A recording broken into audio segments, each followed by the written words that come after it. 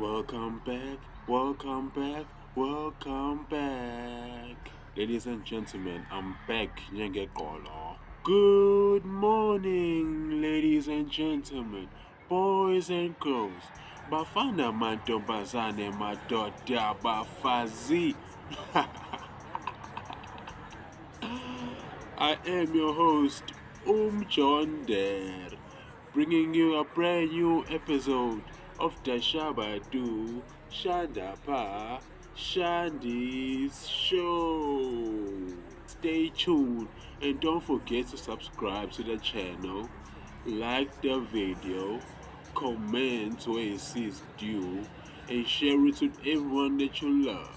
We are still going strong, trying to see where this YouTube thing takes us. And we are on episode 6. Lego. So, I will start with the phased withdrawal of the SANDF troops from the DRC. The movement of both logistics and personnel was by road from eastern DRC via Rwanda to Tanzania.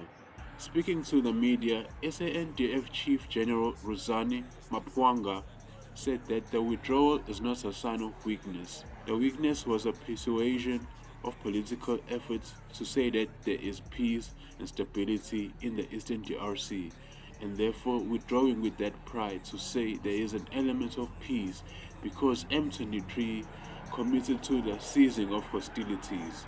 DRC also had to sign an undertaking of M23.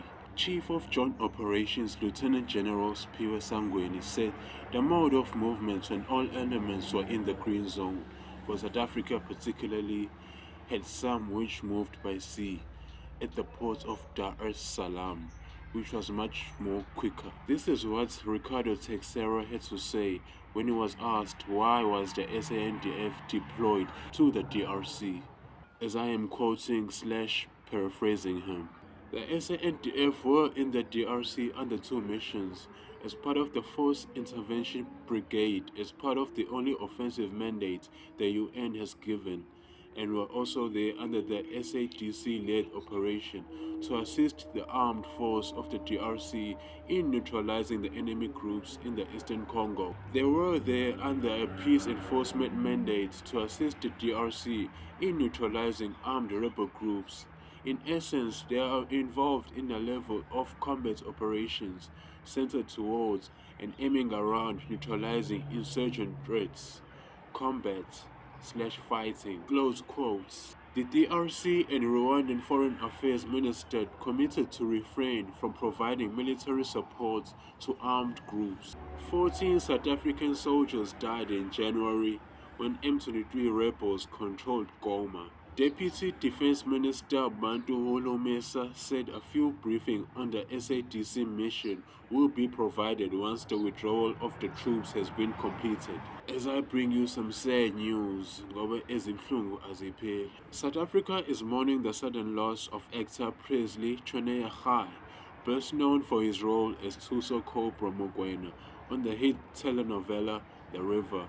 News of his passing broke on social media, sending shockwaves through the entertainment industry and among his fans. Chweneyagae, who rose to international fame after starring in the Oscar-winning film Tsotsi, became a household name for his portrayal of the rebellious yet beloved Cobra on the river. His powerful performances earned him widespread acclaim, including a South African Film and Television Award in 2019 and again in 2024 for the Best Actor in a Telenovela.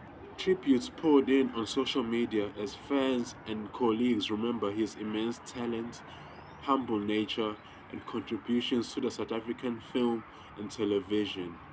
He died at aged 40, so by the time episode 6 drops, his funeral would have taken place. As I say, rest in peace to Presley Chweneyagae. Lalangokolo. Siyagijima, siyagijima, siyagijima. The 98th edition of the Comrades Marathon looms and sparks excitement.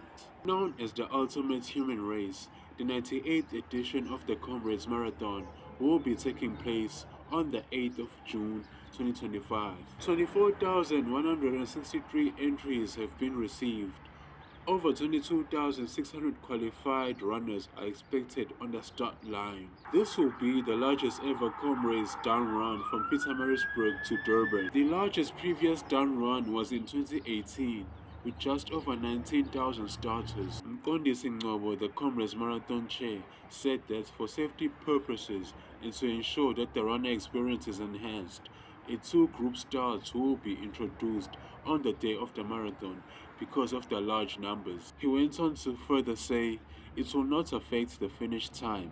The first group will start at 5:45 in the morning, and the second group will start at 6 a.m. in the morning. The Comrades Marathon has a 12-hour cutoff time, so it will end at 6 p.m. in the evening. And good luck to all the runners involved. The Joshlin Smith Trial. The accused have been sentenced to life imprisonment for the human trafficking count and 10 years for kidnapping. However, Joshlin remains unaccounted for, a community torn, living with the reality that one of their own from their community is missing, and at the center of it, her mother, Kelly Smith, who stood alongside her co-accused during sentencing. As Judge Nathan Erasmus handed down the sentence, standing emotionless while the judge informed them of their future, and also ruled that they be added to the National Child Protection Register, which forms part of the judgment. Stefano van Rijn will apply for leave to appeal his sentence. The judge found that he, Kelly Smith, and Jacques Napolis showed no remorse for the crime. Well, my wishes have come true, as in the previous episode. I did call that they be sentenced to life imprisonment. And so it's time I give you some sports news. In the Eastern Conference Finals, the Indiana Pacers have made it to the NBA Finals. This comes after they have won 125 to 108 against the New York Knicks, taking a 4-2 unassailable lead in a 7-match series.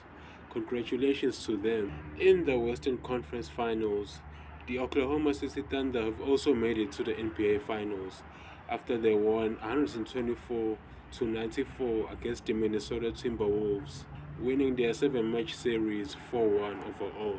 Congratulations to them. In some football transfer news, Trent Alexander-Arnold has signed for Real Madrid.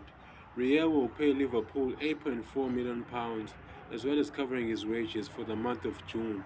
That takes the total deal to £10 million. They have signed him on a 6-year deal. Liverpool have agreed a deal with Bayer Leverkusen to sign Jeremy Frimpong. They have triggered the release clause in the player's contract of €35 million. That is £29.5 million. Liverpool will pay that fee in 3 annual installments. Arsenal are also currently finalizing a move for Real Sociedad midfielder Martin Zubimendi, while Manchester United are also trying to finalize a deal for Wolverhampton Wanderers forward Matthias Cunha. Chelsea have also signed Ipswich Town striker Liam Delap. Real Madrid have signed Bournemouth defender Dean Huijsen. It's the first of the month. And in music news, Clips have released a brand new single titled Ace Trumpets. It is a teaser for their brand new project called God Will Sort Him Out, and it will be executive produced by Pharrell, and it will be released under Rock Nation. XXXTentacion and Juice WRLD have released a brand new music video for Whoa, and it is a posthumous release. Scummy has released a brand new official music video for a track titled Prayer to Myself. Something Soweto has released a brand new single titled Deda.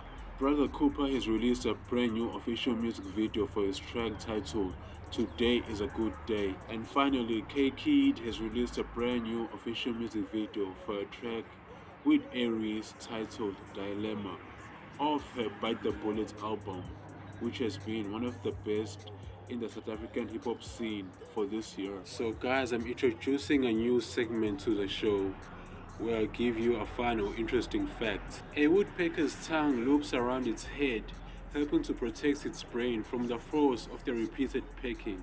The source of this fun fact is the brain maze. And with that being said, ladies and gentlemen, boys and girls, bafana mantombazane madoda bafazi, We have come to the end of the episode of Dashabadu Shandapa Shandi's show.